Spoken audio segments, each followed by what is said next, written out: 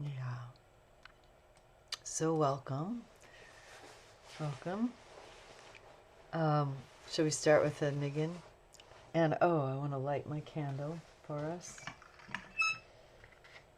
And we're going to go back to, I think it's a Chabad niggin.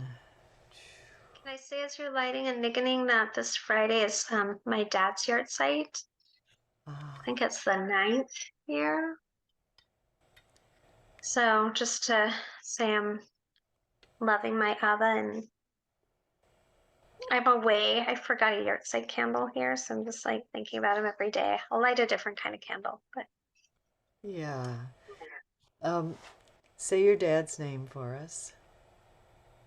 his Hebrew name is Pesach ben Rivka ve Mordechai. Pesach or chick, actually. Passover boy kid. Right in keeping with our curriculum here. I remember it seems like longer ago than 9 years, but I remember sitting in the living room, packed living room, and I remember what you said that um, um, that your dad's wife had a place for everything, and your dad had everything. What did you say?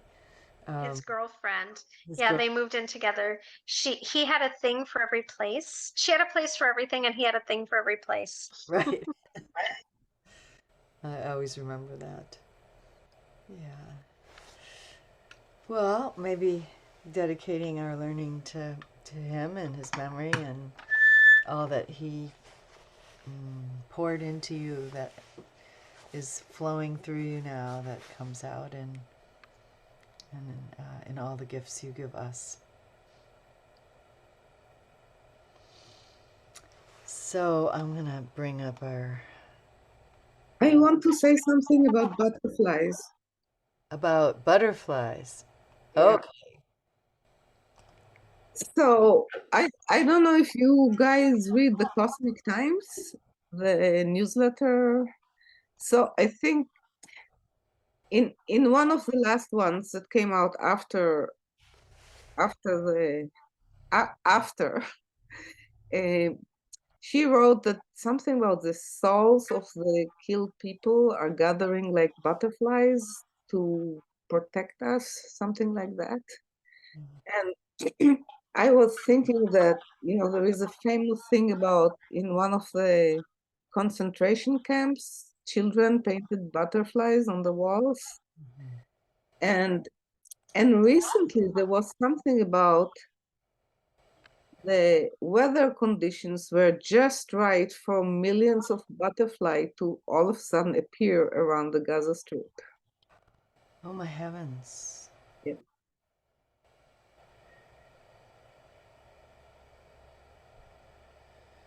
So may the butterflies protect us. Protect us and help us to find our way to respond with heart and humanity to all that is happening, to contribute to, in whatever way we can, to the ending of this violence, the stopping of this violence. And I was thinking, in the podcast that I sent, and Elisheva heard, I don't know if you heard it, the conversation with Rabbi Sharon Bruce. She talks about how the children of Isaac were enemies, but they come together to bury him. And we have so many people to bury. So may we come together Yeah. in our shared pain. Can you hear that song?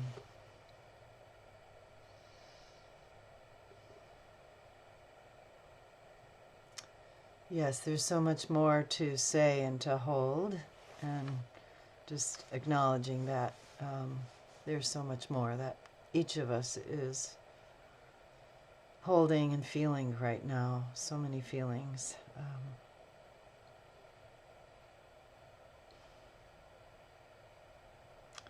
So let's kind of move into our Zman Simchatenu. We are going to go back and look at Ruth briefly, but let's begin with this niggin. If we actually started our, let's see, I want to do this. Yeah. So, and I'll just apologize. I may be coming down with something myself, and so my voice is a little creaky and cracky and very low today.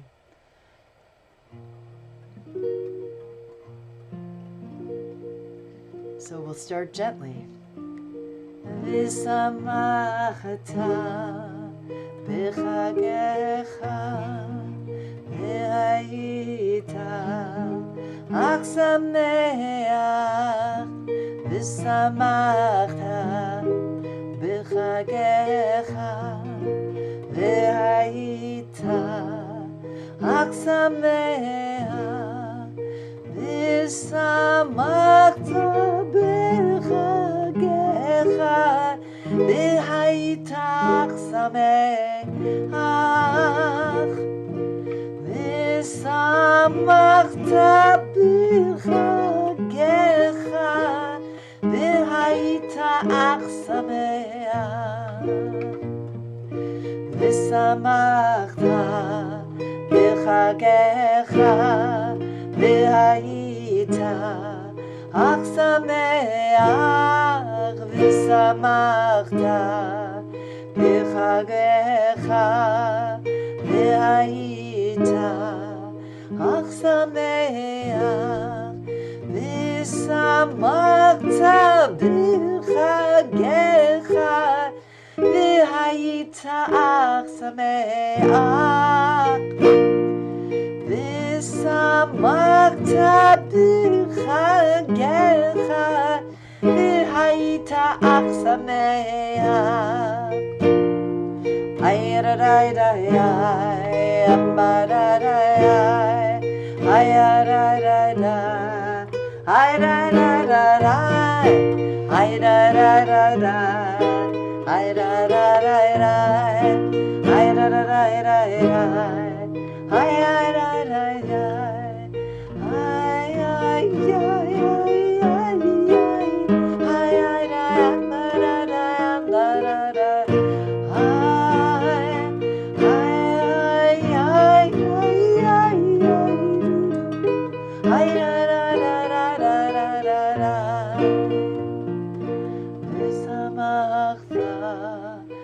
חגך והיית אך שמח ושמחת בחגך והיית אך שמח.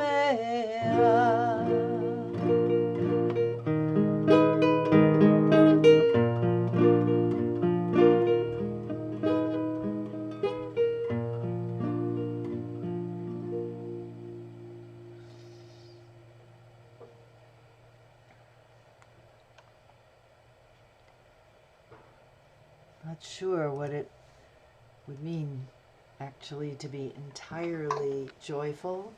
Maybe a joyful breath, a joyful movement, a joyful gesture, but maybe it's something about entirely being here, present.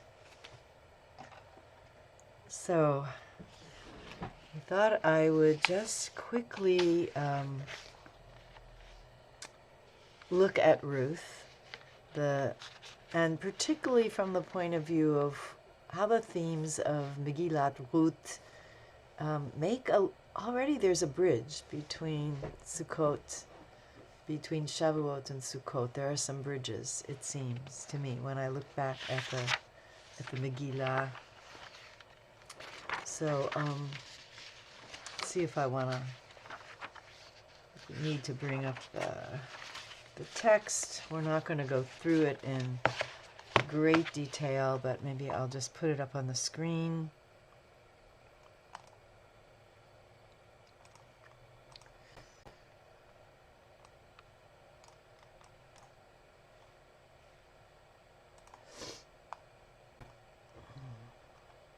Is that big enough for you to see? I'm not sure how to make it a little bigger. Let's see if I can make it a little bigger.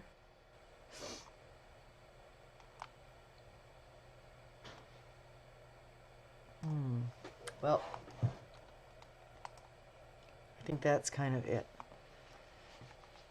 Anyway, I think you know the story, and there's just a few things I want to point out, the themes, and obviously there's some connections that make this an obvious choice for reading at the time of Shavuot, which is the celebration of, on the agricultural level, that transition between the barley harvest, really the ending of the Omer period, and the end of the barley harvest, and the beginning of the wheat harvest. Ruth and Naomi returned to the land, Eretz Yisrael, if you will, from Moab, where they have, Naomi and her family, her husband Elimelech and her 2 sons, have gone there, left the land, Eretz Yisrael, gone to Moab during a time of famine. And there the 2 sons marry 2 Moabite women who the Midrash say are sisters. So famine, the tale begins in famine. There's not enough food to eat, and it's a movement from famine to plenty. And there's these themes, the theme of emptiness and fullness and emptiness that plays out in this story is one theme. And the 2 sons named Machlon, which has, the root is mechila, forgiveness, and Machlon, the Midrash says, was the husband of Ruth, and Chilion, the other son, whose name means total destruction or extinction of some kind, is the husband of Orpah. And Orpah, when the husband dies, the 2 sons die, Orpah chooses to return to her people. Ruth actually is also to be sent home, and she refuses to go.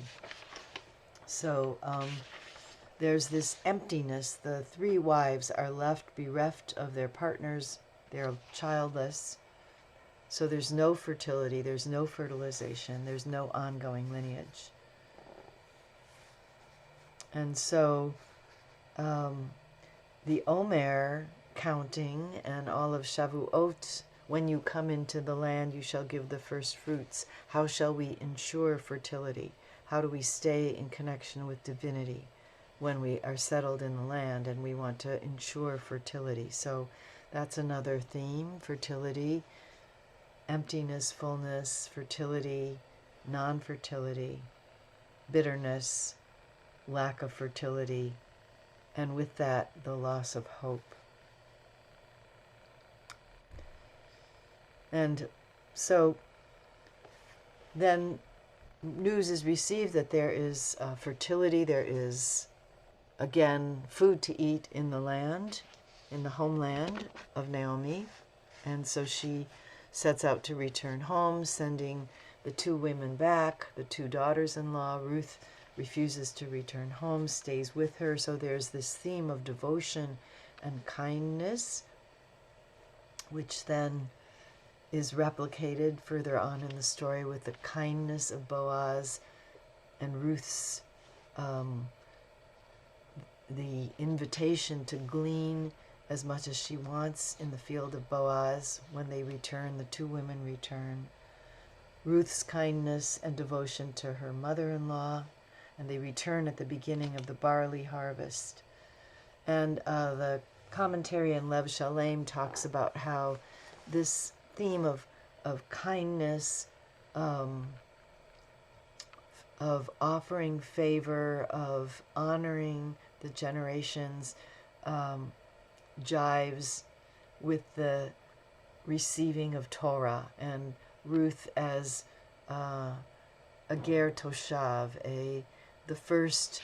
Ruth is in the Midrash identified as the first convert to Judaism, to Israelite religion, and so that we, in a sense, are stepping into her shoes as we receive Torah at the time of Shavuot, Matan Torah. So this weaves in the agricultural and the historical Tanakh kinds of themes together. They return, Ruth and Naomi, at the beginning of the barley harvest. And when Naomi returns, again, we hear this theme of emptiness. Ani mileim halachti. I went out with fullness, with my full family, and with a lot of hope. And I come back empty. Varekam Yud-He Vav-He has returned me to the land empty. So we're moving into the end here of this. Turn back, my daughters. Ruth's beautiful speech. Do not urge me to leave you. Wherever you go, I will go. Wherever you lodge, I will lodge. Your people shall be my people, your God, my God.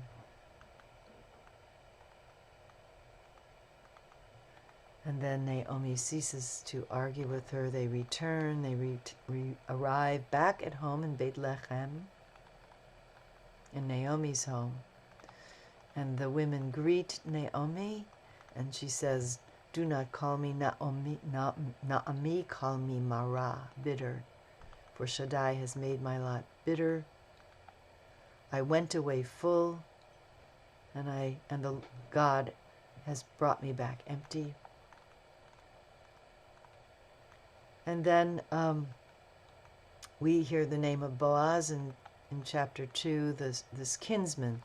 So here's the theme of redemption that really links us from Shavuot to Sukkot. So Naomi identifies Boaz as a redeemer. Ruth goes out to the field. She just apparently happens to glean in the field of Boaz. He asks who she is.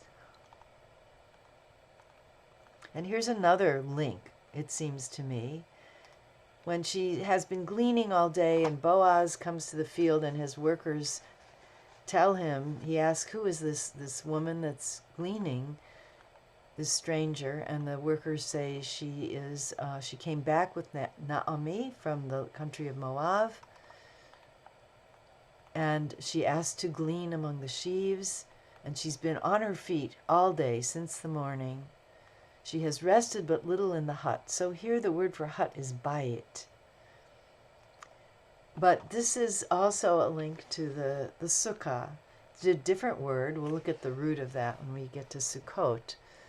But it's really this image of the harvest hut, which is the image that comes back to us in Sukkot. Even though it's a kind of a different word and a different image, and it takes us into the dwelling in the Midbar after Sinai, after receiving Torah at Sinai, and then the years of the wandering and the dwelling in the Midbar, supposedly in huts in Sukkot, although more likely in tents. But this link of the harvest hut. And so the story goes on. Boaz is very kind to her. He realizes that she is the faithful daughter-in-law. And when Ruth comes back she brings back apparently, the Midrash says 10 omers, 10 omers worth of grain on that first day. It's enough for an ephah of barley, which is about 10 omerot. I don't know what the plural of omer is. And yeah, that's about enough food for 10 days. And then she's told to come back and just glean in Boaz's field. And Naomi identifies Boaz as, I worked in the fields of Boaz. Blessed be he of Hashem, for he is one of our redeeming kinsmen. So this theme of redemption, which is going to be much more prominent in the Sukkot, in the time of Sukkot, and how Sukkot is identified with the movement toward redemption. And the story goes on, and I think you know what happens.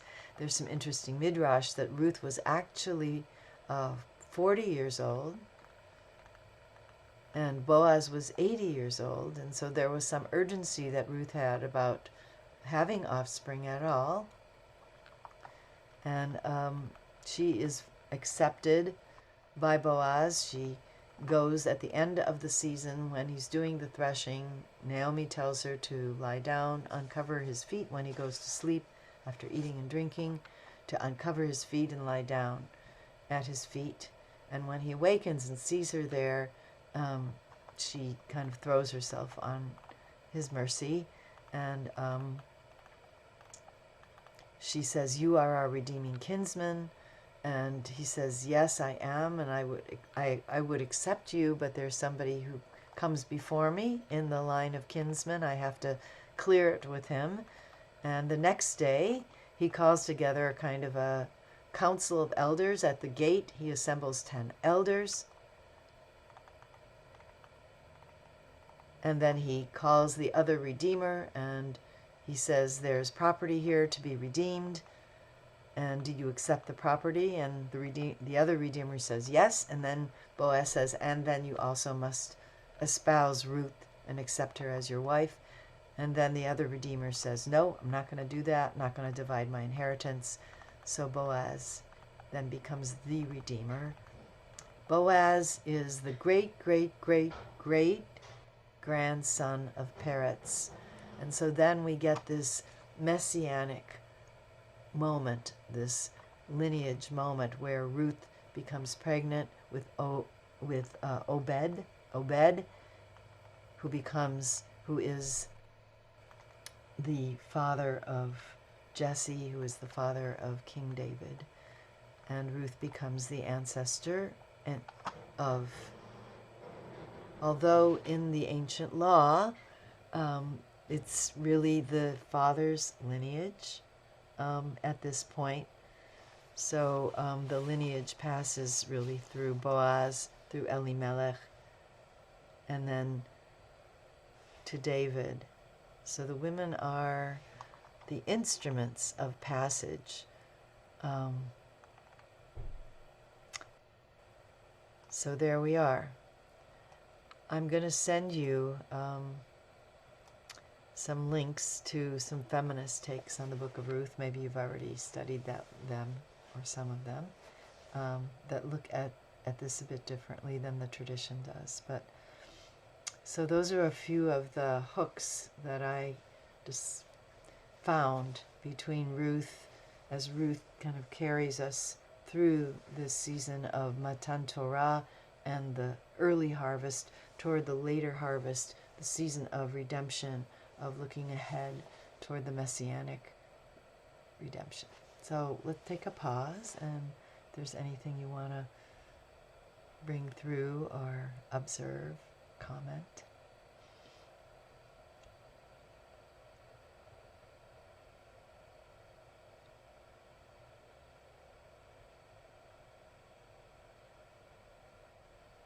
Can I start off with singing? Yeah. All right. So this is the line when Ruth insists that she's coming with Naomi. It's a call and response for part of it. So I guess I'll let you know. It's if you want to repeat what I say, feel free. אל אשר תלכי אלך, כי אל אשר Yelech Va'asher talini alin. Va'asher talini alin. Amech ami. Amech ami. And then this would be together. Ve'elohaich Elohai. But we can do it as a call and response. Ve'elohayich Elohai. Ki el asher tilchi elech. Yeshitei elech. Va'asher talini alin. Va'asher talini alin. Amech ami.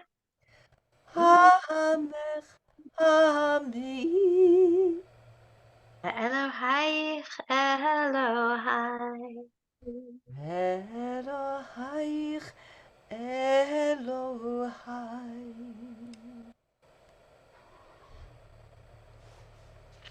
I wanted to offer that. And then I think question, comment. I'm sort of less interested, but also curious about what harvest it is. Like, when is the barley? When is the wheat? That's just one sort of floating. Like, is it wheat? Is it barley? I'm more interested in the comment you made that Ruth is thought of as the first convert, because what occurred to me at the moment was two things. One, I was thinking about the exodus of Egypt and all of the sort of mixed multitudes they talk about of people who came out of Egypt and became part of the Jewish people. And I just was sort of wondering about all the different people who become Jewish, but is it that first who consciously is like, I'm from the Moabites and I come? So that's part one of the question. And part two is thinking about the unfolding of time. If Boaz is the, what did you say? I wrote it down. The great, how many? I count. Great Yeah, 4 greats. grandson.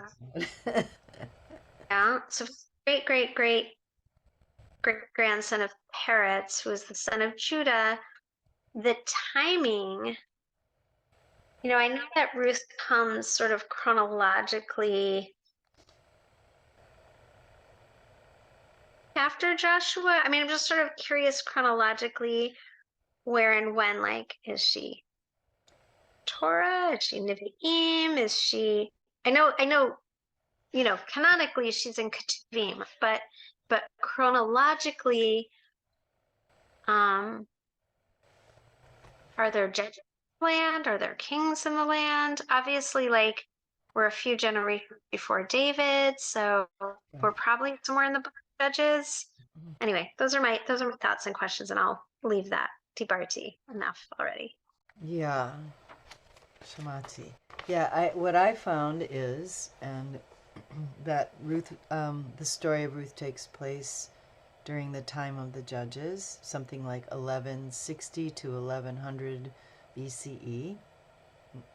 That this idea of being the first convert, I'm assuming, comes from the Midrash, so it's rabbinic, at a time when there started to be parameters for conversion, which there weren't earlier on. But I thought, well, this is definitely post-Exodus, post-wandering in the desert, post-entering the land with Joshua.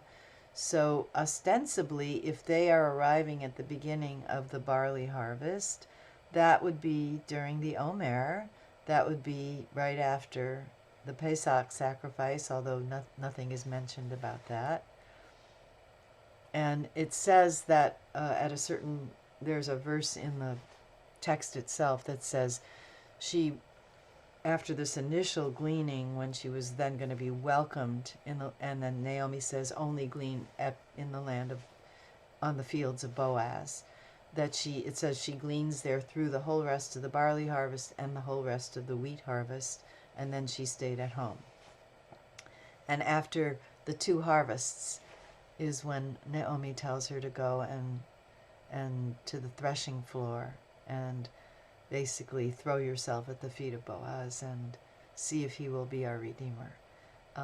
So that's I was interested that there's no speaking about the Pesach, the Passover, but that's what it would be actually according to the way the Torah lays it out. She would be arriving during Passover if it were the beginning of the barley harvest.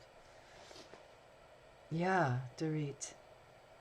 So quite a while ago, I saw on a website for interfaith families, they claim her as the first interfaith family as opposed to the first convert.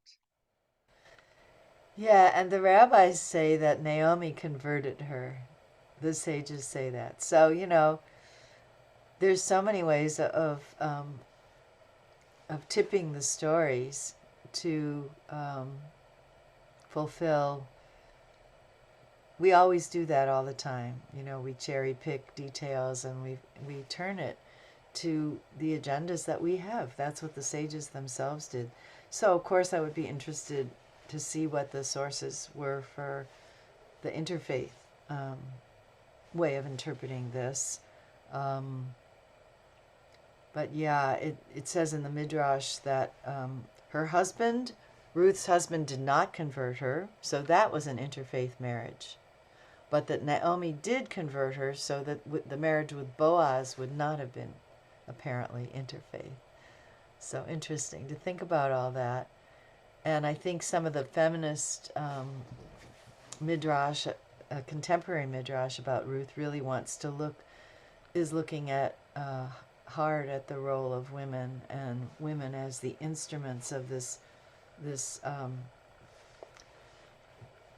male lineage progression, even though the women are really the center of this story, and their relationship between Ruth and Naomi in some ways is the center of this story. Yeah. So another thing, I mean, whenever I read the thing about her sending Ruth to sleep by, I mean, my skin crawls. It's like, ugh. Right. And also at the end of the book, she claims Ruth's son as her own. I mean, it's complicated like everything else. Yeah. Naomi becomes the foster mother. What happens to Ruth? We don't know. What's her relationship with her child like? And yeah, the sense of the women as kind of pawns or instruments, because this is the emptiness and fullness thing. Naomi says she's empty when she returns, but she's not empty. She returns with Ruth. There's a fullness there that she is not acknowledging because the context of that time doesn't see that as being fulfilled, a fulfilled state. To be fulfilled, you have to have children and male children to inherit the land and to be fulfilled, despite what happens with the daughters of Zelophehad, I guess. So, yeah, there's a lot there to chew on, and yeah.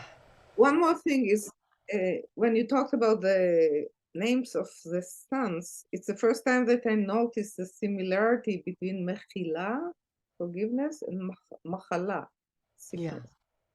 And that's another way of interpreting the two names as both being yucky.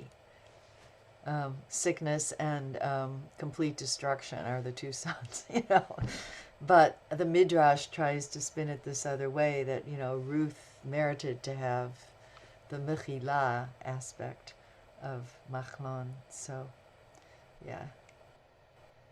So there's a lot of Midrash, and if you're ever interested in going deeper, and I'll send you a few things that I'm in touch with, but there's so much more. And yeah. Last comment on this, and then we'll move on. Yeah, what just occurred to me I was thinking about maybe it was your comment about the men trying to take this over, and what the women say is that there's that tradition during the counting of the Omer to read Pirkei Avot, but to end that with Ruth, which is in some ways like maybe a Pirkei Imahot, even though it's not really, but interesting to sort of balance it and then still take it like, okay, but the men still wrote it and they still want to claim the lineage and all that. But interesting to compare or at least link Pirkei Avot culminating in kindness and Ruth. Hmm. And I'll just say that I didn't actually study Ruth deeply for content in rabbinical school. Where I got to study Ruth was with our Hebrew teacher, Vered Hoppenstein. She brought it to us because the Hebrew is really kind of straightforward, but also it's filled with feminine verb endings, which we couldn't find in many other parts of the Torah. So, or the Tanakh, or the Midrash, or anywhere. So, Daughters of Slofchad have them. yeah, this is like 4 chapters worth of a lot of feminine endings. So that's another thing to notice. So let's take a little palate cleanser with another nigun. Maybe you know this one. This is the Ushpizin nigun that Jos Singer wrote a number of years ago. I'm going to bring this one up on the screen. Let's see here.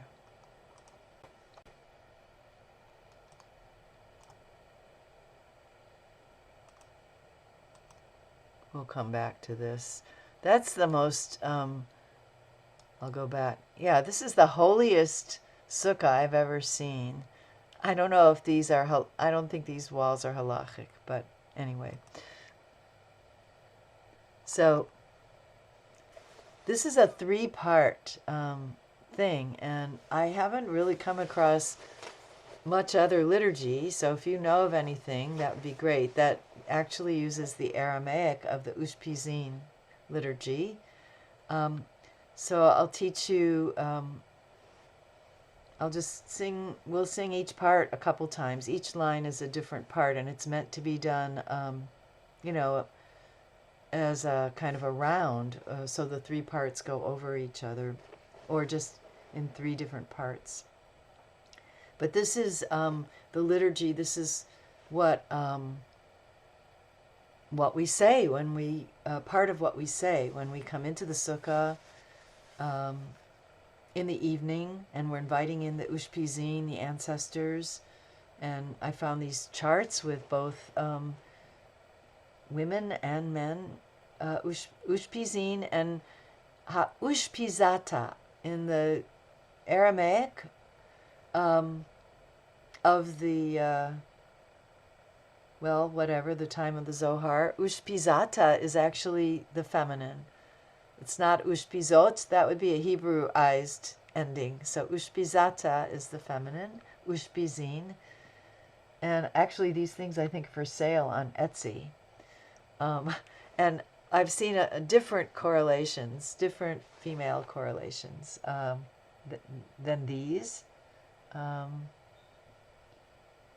Yeah, I'm not sure how this is laid out exactly. I know the male, so yeah. So David is yeah, it's not laid out in the order of the Sephirot exactly at all. But David and Ruth are analogous, and that's usually in the place of Malchut. So here's how it goes. Here's the bass line is the first line. Ulu ushpizin ilain kadishin ulu ushpizin ilain kadishin ulu ushpizin ilain kadishin ulu ushpizin ilain Kadishin, so come in exalted holy guests. That's the first line. And the second, and so if you were to do this with people, some people would keep that going, and then the second line would come in. Ulu avahan ila in kadishin. Ulu imahata ila ata kadishata. Ulu avahan ila in kadishin. Ulu imahata ila ata kadishata. Ulu avahan ila in kadishin. Ulu imahata ila ata kadishata. So when Jos wrote it, Jos only did the masculine, which is ulu avahan ila in kadishin, and then Rabbi Saralea and I put it into the feminine, ulu imahata ila ata kadishata. So we do both. So that would be the first and the second lines would keep going, and then the third line would come in.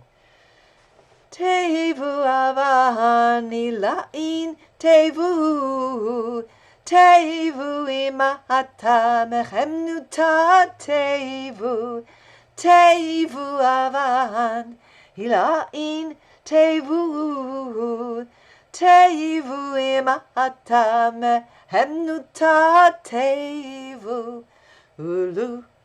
So pick your line. Ulu uspizin hilain kadishin. Ulu uspizin hilain kadishin. Ulu uspizin hilain kadishin. Ulu avahan hilain kadishin. Ulu imahata ila ata kadishata. Ulu avahan ila in kadishin. Ulu imahata ila ata kadishata.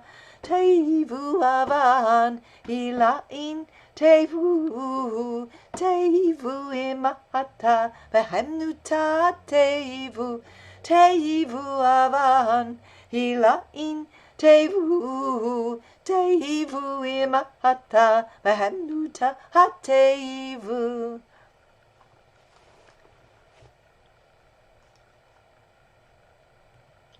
Is it recorded anywhere? I might have a recording somewhere, and I might have made a recording. I'll have to check on my. It is recorded now in our class recording. Yeah, not the best, but I'll check on and see if I have it recorded or a recording of Jost doing it. It might be on YouTube. Jost doing it on YouTube. But I think the order was chronological order, but going in the English way, like left side and first, and the order of the people in the oh, graphic, okay. It was confusing to me but because going, like left first to the right. yeah, I usually see it laid out, like the tree of life. Um, so yeah, yeah. So here we are. I wanted to, if you have something to write with before we kind of look at the sources, I just wanted to invite you to take a moment and just sort of go into more of a contemplative place and breathe for a moment, and just do some kind of automatic writing, and just see if you can generate a list of words or phrases that are just associated with you, for you, with Sukkot. So if you just kind of breathe yourself into the place of Sukkot, this is the Chag that's nearest to the season that we're actually in, although it's past. But see if you can take yourself back a few weeks or a few years even to your Sukkot experiences and delights and celebrations. And then just type in or put a pen to paper and just take a couple minutes and kind of automatic writing style, non-stop. Just what are the words and images come through.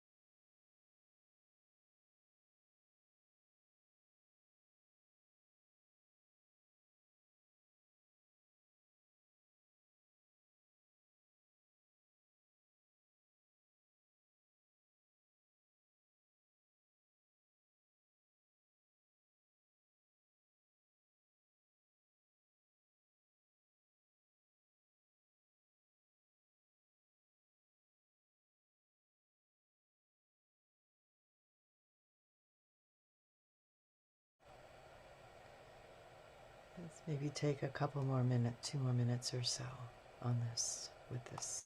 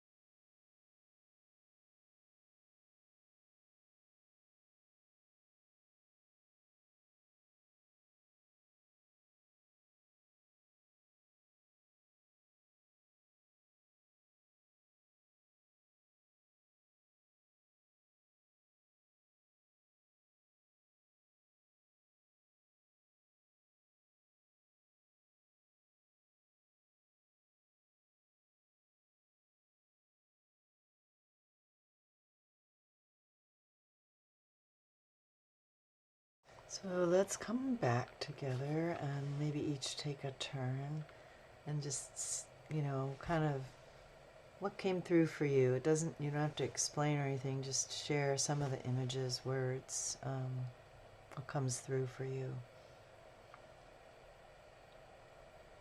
Do you want to start, Elisheva, maybe?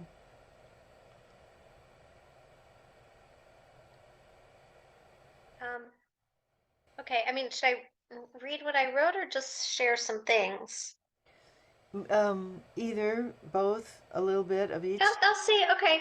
So things to associate. I'll say like I love the smell of the air. And a few years ago, I woke up in the middle of the night and it smelled like my neighbor was having a barbecue. And it turned out that the fires in the north were happening. And it was just that the smoke had come to us, but it wasn't an immediate danger, even though it smelled like my neighbor. I love feeling the rain when it happens. I really do like sleep out in my sukkah and live in my sukkah. I love my sukkah so, so much. And I was just contemplating like maybe I love it so much because it's so temporary. And I was thinking about those readings that were about like the anticipation versus the actual thing, like planning a wedding versus the wedding. I'm always really sad to take it down, but and it's a lot of work and like how much are we even in it? And then I never want to leave my sukkah, so I don't want to go to other people's. So I feel like I wish I could do my sukkah in its own time and then go to everyone's else. This year I had an insight about the invitation being to go out. Like I usually think of the mitzvah as being in the sukkah, and I really was thinking about actually no, it's going out and really being more outside. And I don't know why it occurred to me so differently. But the one thing I'll also say in terms of it was so interesting to read the readings about the traditional guests, because I realized like I'm so Jewish renewal and so have my own traditions now that I don't even think about that Elaine. I don't think about like, oh, tonight is Abraham and Sarah and tonight is these matriarchs and patriarchs. And there were like some really beautiful descriptions about calling them in each night. And I just was thinking like, oh, I think I would like to try that tradition rather than just my friends or whatever, like actually make it into a ritual of calling on those particular energies. And somewhere, I can't remember if I just read it for this or read it for something else, and I didn't finish all of the readings about it. Like I'm still somewhere in the readings. But there's also like a map of Sphirot. Maybe it was in this, that each Sphira, maybe it was in Moscow or something, but that each Sphira is also connected to each of the days and each of the guests. And I just thought like maybe I would like to lean more into that. Yeah. And then I think the last thing I'll say is I think I said this before, like when I read Arthur Waskow's book, I keep thinking like, oh, I want to do this as a reading group with parents, particularly of my B'nai Mitzvah students, like give them something to kind of go through the year with that's not too technical or too God-based.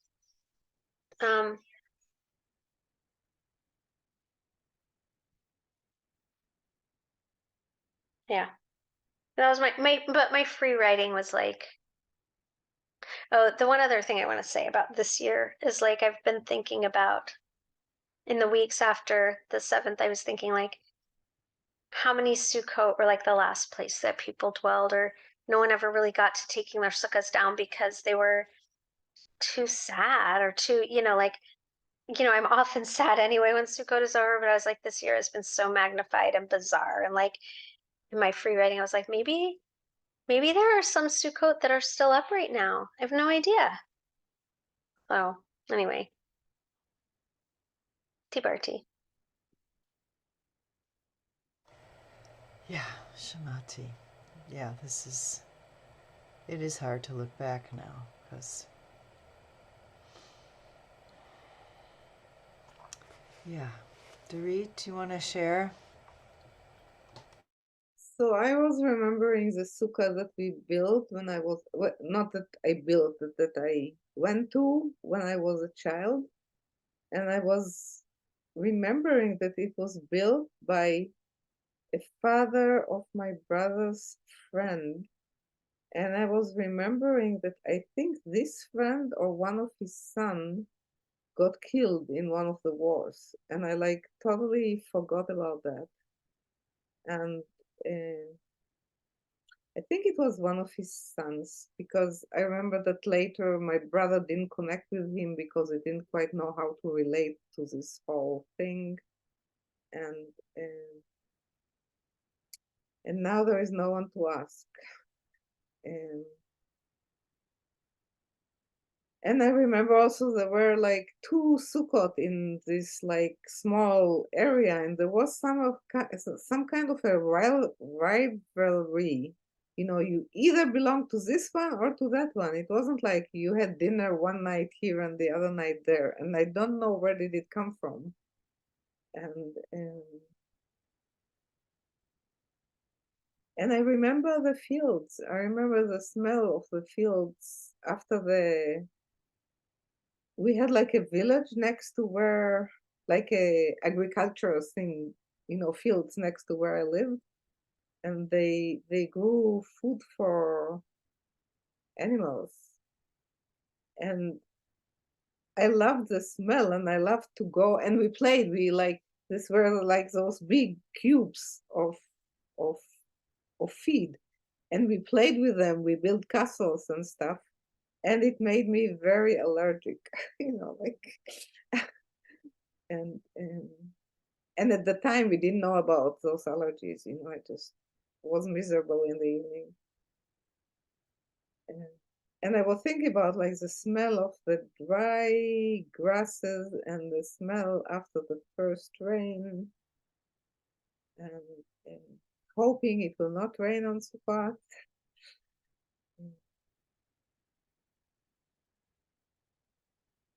And it was time of children that usually didn't getting together.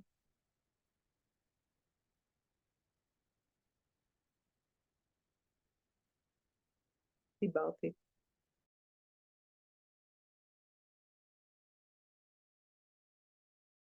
And the generosity of this person who built us the sukkah, that's what he did. And Yeah. he enjoyed it. Shamati. I was thinking that, this isn't a bad place actually if to start planning for any leadership one would do for a particular chag or occasion. Might be even just to sort of meditate into it, to bring back your own associations and memories, good and bad and neutral, because you're actually building on that on an emotional and embodied level. Your own experience as well as whatever the tradition has handed to us, which is other people's experience, the liturgy, really.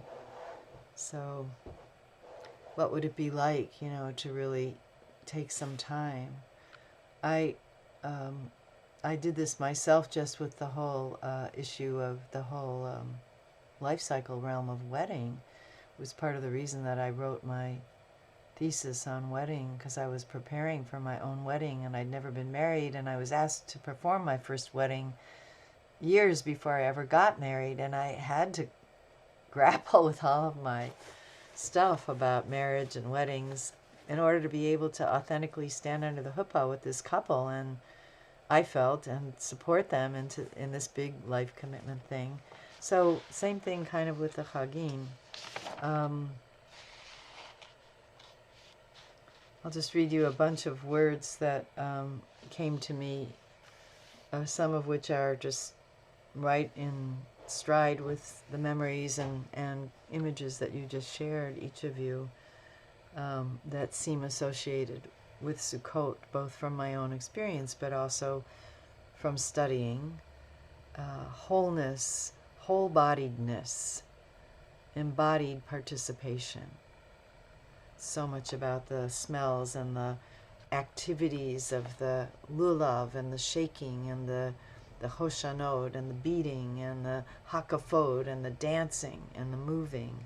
If we think about this as really the end of the whole high holiday cycle, which is how we won't be studying the Rosh Hashanah through Yom Kippur or Elul through Yom Kippur, but you can't really detach Sukkot from that whole cycle that begins really with Tisha B'Av. And Sukkot, Shmini Atzeret, Simchat Torah, it's all of a piece. Really, it's like in Buddhism they have the rains retreat in the fall or the winter, and it's like a 2-month period of retreat. That's what we have too. It's our rains retreat in a way, and the whole point of it is rain in a way.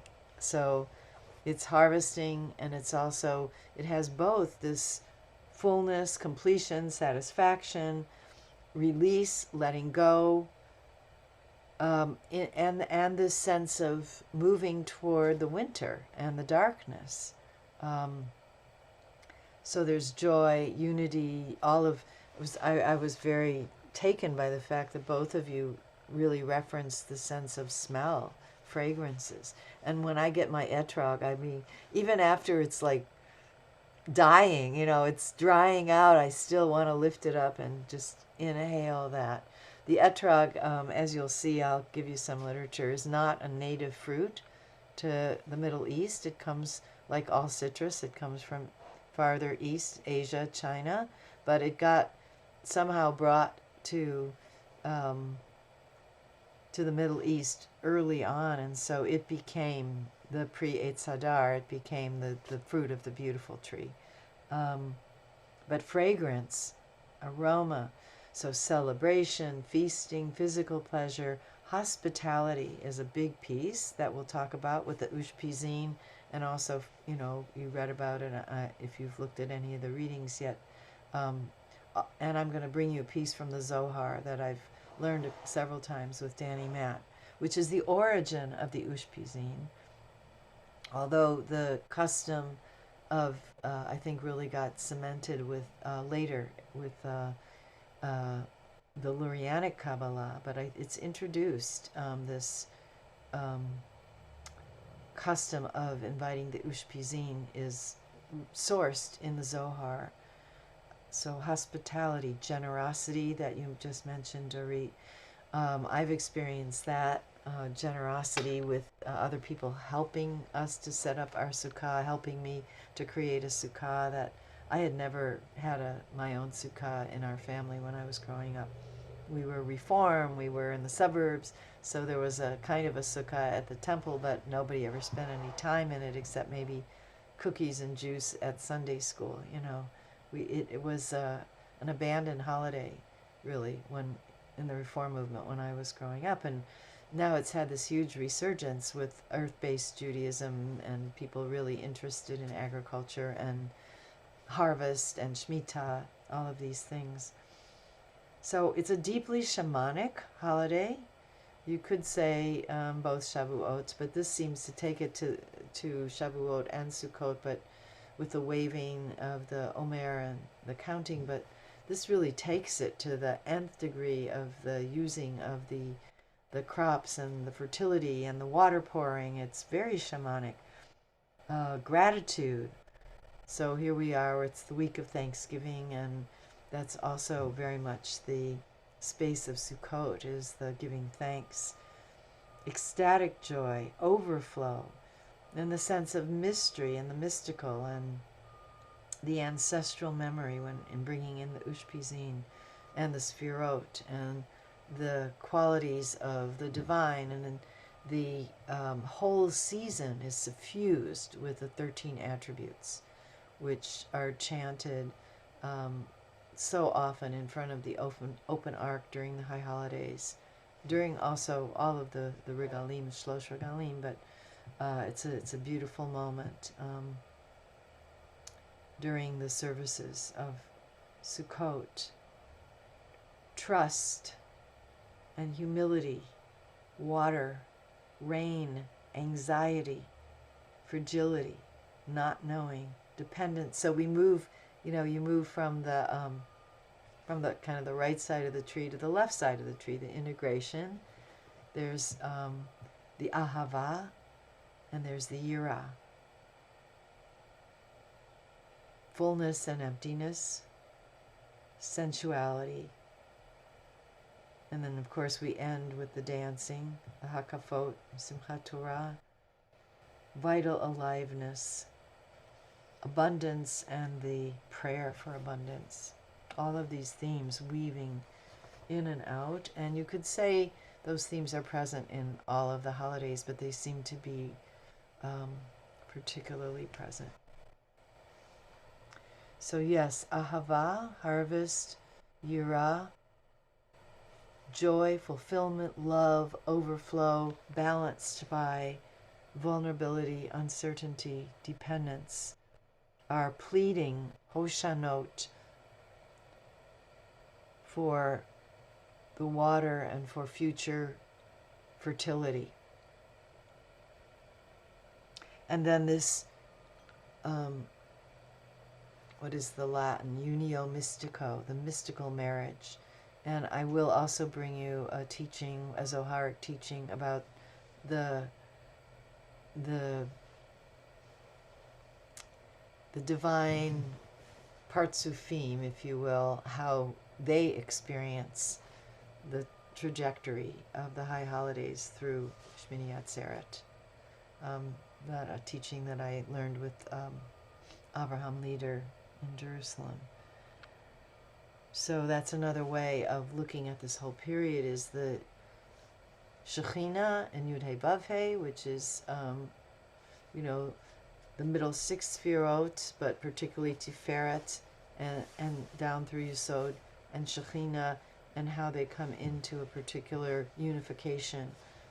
That our work on this earthly plane contributes to how well we do our work, contributes to how successful the unification of the divine parts are during this season. That's the mystical teaching, and I'll try to bring that in our 2 classes down the road before we, at the end of the Sukkot unit here. I'm going to send you, for your contemplation after today's class, just my little outline of all of the special liturgy that is there during Sukkot. Some of it, we already looked at because, it's Hallel and Yizkor, and some of it is familiar. Some of it is particular to Sukkot. Some of it is familiar with Sukkot additions, like Hallel, with the particular places that we shake the lulav during Hallel. And the Torah readings, Haftorot. I'm just going to send you you can begin, look it over, familiarize yourself. We'll be able to look in a little bit of depth at some of it, not all of it.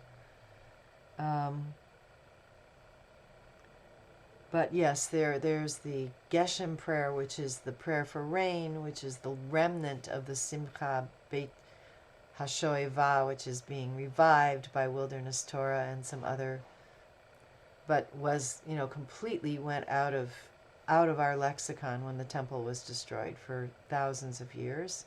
We retained the Sukkah, we retained the Lulav, but the water pouring and the whole Mishnah uh, in Masechet Sukkah, chapter 5, description of the joy of the temple ritual of the water pouring that would happen, and all the politics around that is pretty interesting.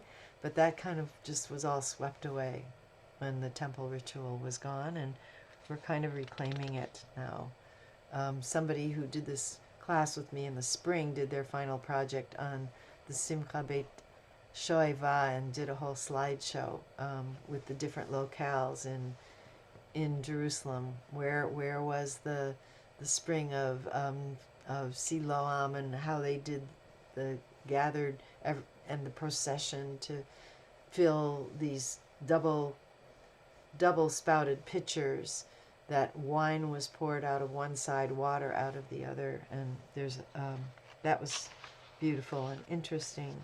Then we have the whole symbology of the four species that make up the lulav bundle, and Gaster talks about how this was an adaptation of the seasonal bundles from other cultures. We have Psalm 27, which is the theme psalm of the whole season, from Elul through Shmini Atzeret, and that's a powerful psalm with a lot of military imagery in it that bears consideration. I have personally written Niganim for, I don't know, 8 or 9 of the 14 verses, and other people have written Niganim, and I bring those out and I do them over and over during the season. So and then Kohelet is the Megillah that is chanted, and I think one of our texts points to Kohelet being really more of a Shmini Atzeret kind of. It's either chanted on the Shabbat of Sukkot or on Shmini Atzeret, and because it's kind of a realist's perspective with somewhat just like, that's the way it is, folks, perspective, and just do the best you can, and get through. And so that it seems more a more actually Arthur Waskow speaks about this, that it seems more appropriate to chant it on Shmini Atzeret. Yeah, Elisheva.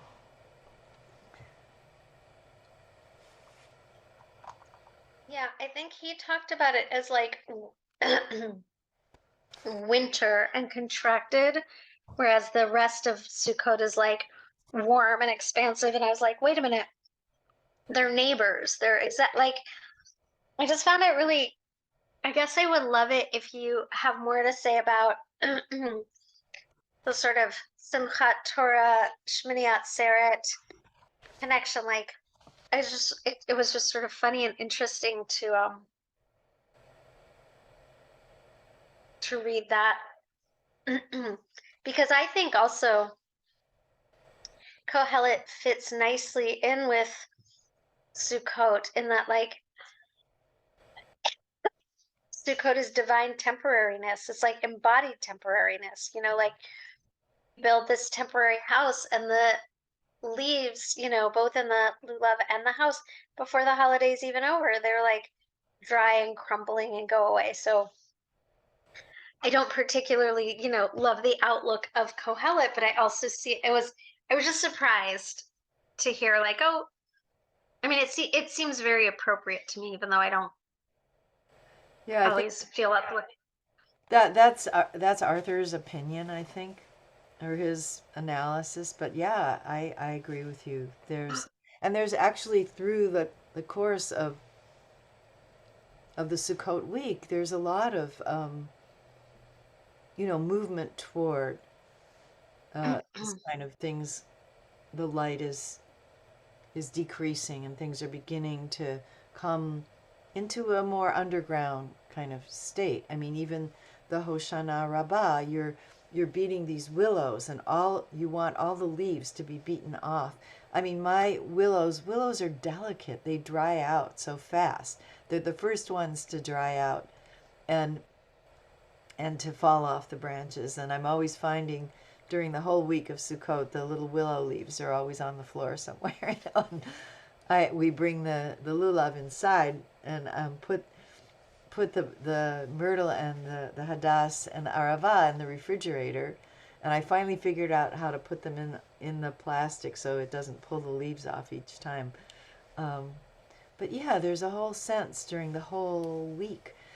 They didn't want the rains to come and muddy up everything before people could get home from the pilgrimage. But it's very different in feeling than Shavuot is called Atzeret of Pesach, and it's a whole full-bodied holiday. It's a 2-day holiday, but it's removed 7 weeks from, or 6 weeks, I guess, from the beginning of 7 weeks from the beginning of Pesach. But Shemini Atzeret is the Atzeret of Sukkot, and it follows immediately on the heels of Sukkot. So there's a compression in time there. They're, as you said, they're back to back in a way. Mystically, Shmini Atzeret is seen as very, very powerful unification time.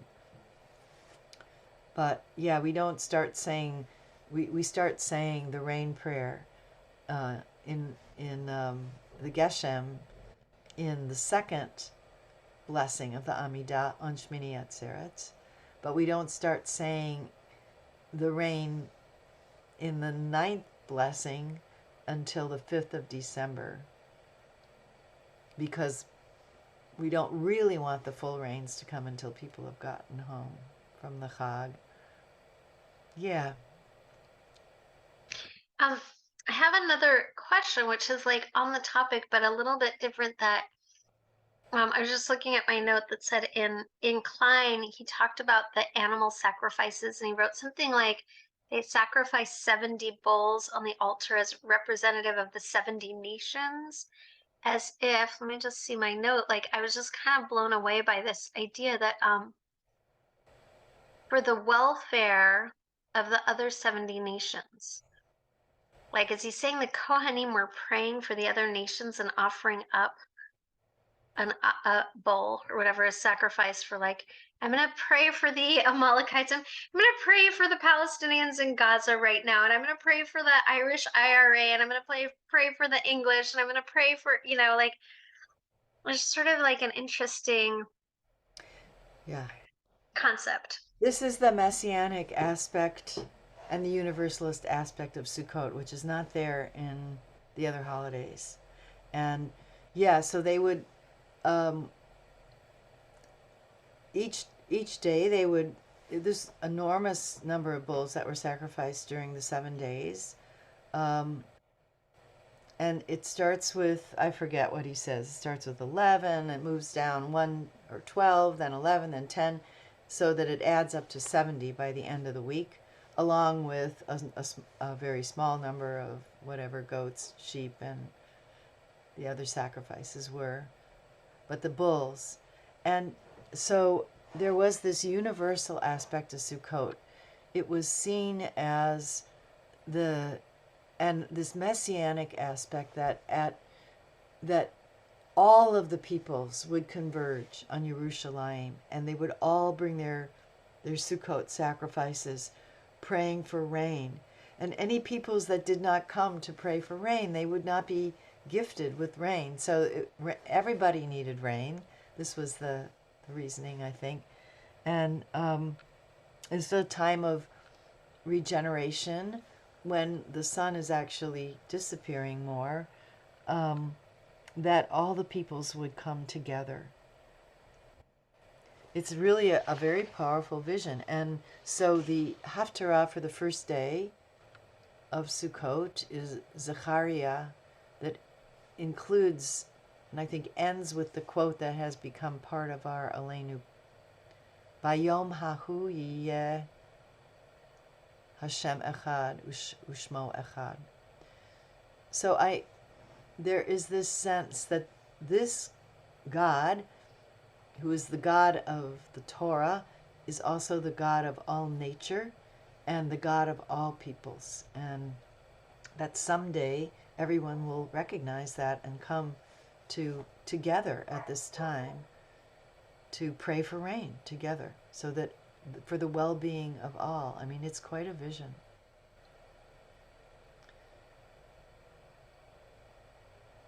Well, that last sentence about coming together to pray for rain, it just seems two things I want to say. One, Halavai, wouldn't it be extraordinary if the whole world actually banded together to change the climate crisis? Too many deniers. Did either of you ever see, I'm going to guess neither of you ever watched the Game of Thrones. Now, it's a very sort of violent, crazy series, but in it, there are all these different kingdoms, and they're at war at different times to try to take over the throne that unites all the 7 nations. And at some point, there are these crazy undead who come and attack from the north, and they're sort of bringing winter down and the end of the world. And at one point, one of the leaders, like, why do we care about fighting this other leader for the throne? There will be nothing if we don't all band together to look at the White Walkers. So anyway, so metaphorical for gathering together against climate change. Really, yeah. So I'm going to also give you a couple pieces. Maybe you've seen some of these, but there was one I found that was written 40, 50 years ago that you can access online, and then several pieces from our friends more recently who are ecologically inclined, including a piece by Zelig and a piece by Rabbi David Seidenberg about the ecological significance of the 4 species. And I mean, we usually talk about the drashes on the kind of psycho-spiritual symbolism of the 4 species, but there's been some interesting writing about what they actually represent, and each one of them, you'll see in these pieces, represents a different ecological environment, a different and each one of them is significantly related to water in that environment. So the etrog tree, for instance, requires a huge amount of water. Willows grow in a particular landscape where there is water. Myrtle stores water. Palms are at oases and they store water. So each of these plants has a different significance ecologically. Also, we could really look at, as Gershon Winkler does, how the 4 elements are present. We talk about how are we going to observe in the 4 worlds, but we could also look at the elements. So we have, the water and earth involved in the water pouring ritual, where the water was poured onto the earth. And this was seen as, Gaster talks about this as a kind of theurgic encouragement for the divine to pour the divine water onto the earth. If we poured some water on, maybe we're like priming the pump for God to bring the rains and pour water. Fire element is present in, of course, all of those olah sacrifices of the animals, but also it's prominent in the Simcha Beit Shoeva, which is this great festival that was held at night in the temple with all of these torches, these huge flaming torches and gigantic candles that were lit, that were described in the Mishnah. Apparently, the festival was dropped, wasn't really observed. At least one source I found said it wasn't really observed until the time of the Second Temple, so the restoration from return from the Babylonian exile, and then it began to be observed, and that's what the Mishnah is describing. All these. So Hanukkah actually, I've seen sources that say Hanukkah was basically a displacement of Sukkot, that because they could not do all of the sacrifices and the rituals of water pouring and the fire rituals when the Romans had taken possession of the temple and desecrated it. When the Hasmoneans recaptured, defeated the Romans, recaptured and rededicated the temple, then they did a kind of displaced Sukkot. That became Hanukkah. They lit the lights and the candles that they would have lit during Sukkot get done during the festival that then becomes the rededication, Hanukkah Tabayit, the rededication of the temple. So there's a lot of fire energy in this festival. And this kind of, again, taking something from underlying cultures, the need to burn out the evil at the beginning of the agricultural year, and then adapting that into our rituals of connecting with Yud-He Vav-He, with Hashem. And then there's also a lot of trumpeting, sounding of shofarot as part of these rituals, and that brings in the whole air aspect. So you could look at it from how are we honoring and consciously bringing in the four elements during, and how are they present in the liturgy? What are the images that we speak about that we could then embody? I mean, I think that's, again, in renewal, what our project is with liturgy, is yes, we want to learn the liturgy, we want to know what was there, we want to have beautiful melodies, we want to create new melodies, we want to learn the nusach and the trope and honor that tradition, but we also really want to get it off the page, and we want to figure out what are the images here that inspire us in our embodiment of the ritual.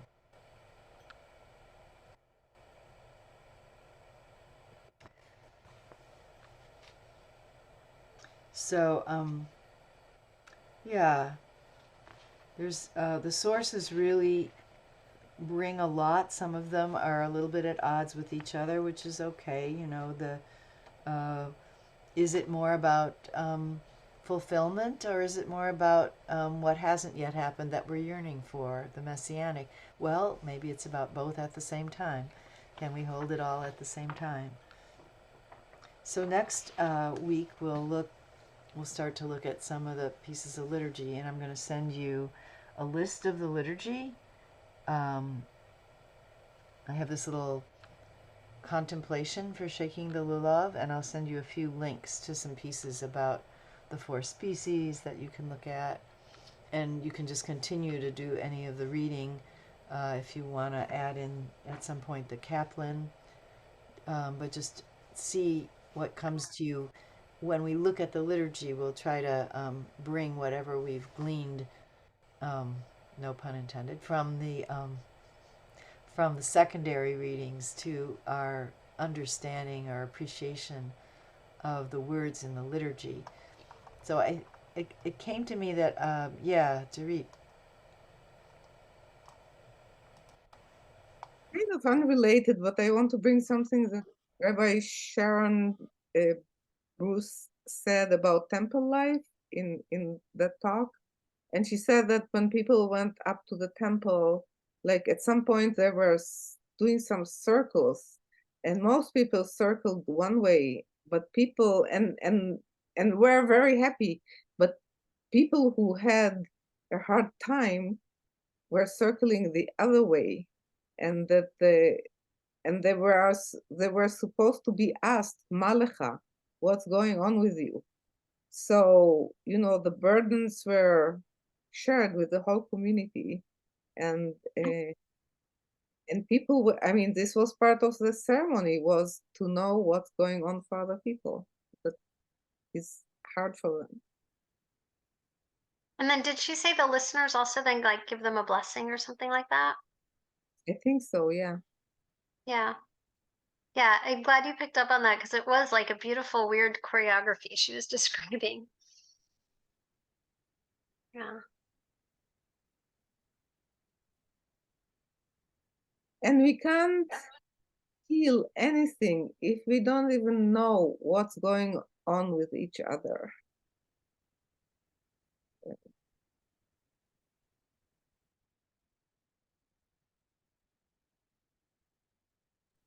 You are muted, Diane. Was this a recent Raj that Sharon Brous gave?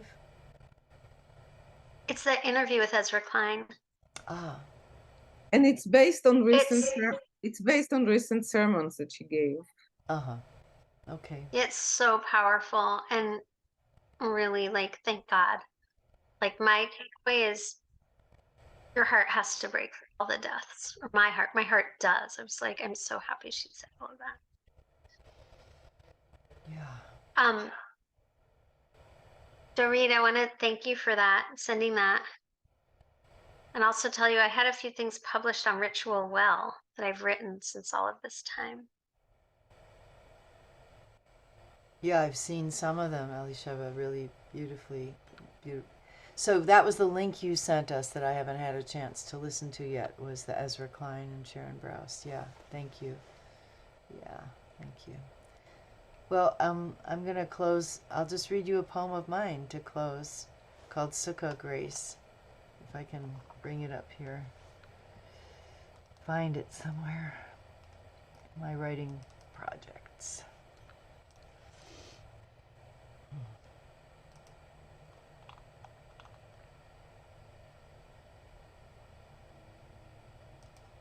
Let's see if it's in this one.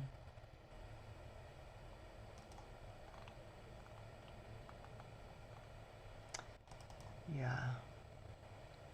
So I had never had a sukkah before we moved into this place where we're living now, and we moved in just before the high holidays, and we're both a little bit stressed out preparing for the high holidays, but I was determined to have a sukkah, and this was what happened. And I was leading a Yom Kippur retreat that year at Four Springs, which is up 2.5 hours from here and north of Calistoga. So this is what happened. Sukkah Grace. God's grace bubbled up in my desire for a sukkah. Grace flowed over us in Ross's offer of an old dirt-encrusted PVC sukkah frame stored unused in his garage for 15 years, and God's kindness stuttered through the spark plug, which caused my car's engine to pull alarmingly as I drove back from the Yom Kippur retreat at Mount Madonna. God's mercy spawned Ross's offer to deliver the frame, which meant that he was here to unload it and spend a good hour and a half on the evening after Yom Kippur trying to help us set it up, which, if my car hadn't broken down, he would not have been. God's wisdom spurred the realization that some pieces were too long for our little patio, and therefore God sent Ross's PVC cutter, though I had to drive over the next day in Bert's car, which I had to borrow since mine was in the shop, to Ross and Hannah's house to pick it up, along with the 5 palm fronds that Hannah set aside for us as schak. God flexed God's muscle in the joints of the frame that never fit together properly. God danced on the bias in the patterned water-resistant fabric I bought from the Chinese couple in the fabric store at the foot of Appian Way, which flapped loose or stayed put depending on how hard God's gracious wind blew up the hillside and over our fence. God held faithfully firm in the duct tape that secured the fabric to the PVC pipes of the frame, even when the frame fell apart, which it did repeatedly, spilling the sharp, rustly palm fronds onto the bricks below.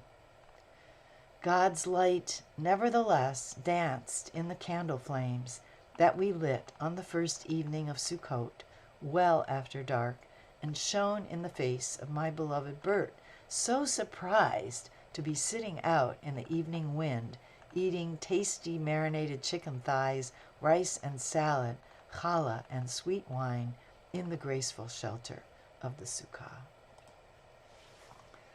That's my first sukkah. That's so awesome. Yeah, I love That was our first sukkah, and we tried to use it a couple years actually, and it kept blowing over, and it's pretty windy up here, and it was raining, and yeah, finally somebody helped me design one that fits perfectly, and it's made out of wooden lattice. So We saw it. yeah, you saw it. It reminded me of one thing that I'll try to find the source for when we meet next, and it's Arthur Waskows, and oh, it's perfect because it's liturgy. Dorit, if you did not read closely he writes this whole blessing, and he talks about the mother and the womb mother, like who we pray to, and I'm like, I didn't read it compared to the like traditional liturgy, like maybe it's God Harahaman or something. I was trying to also try to pull it up, but I don't have it here. But we'll go in deeper, and I'll try to bring that in because it was a really beautiful prayer.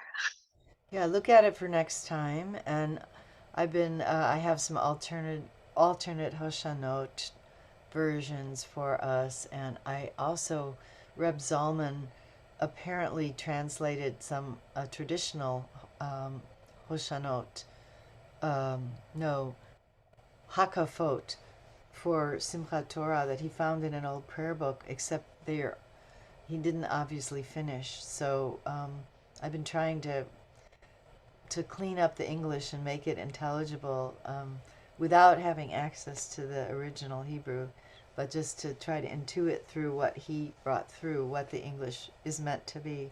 So if I get that done, I'll share that as well. That's funny. Yeah. Thank you. Okay. Thank you. See you next week. Have a good Thanksgiving. Thank you so much. Dorit, I'll see you Friday. Bye. Thank you. Bye. They thought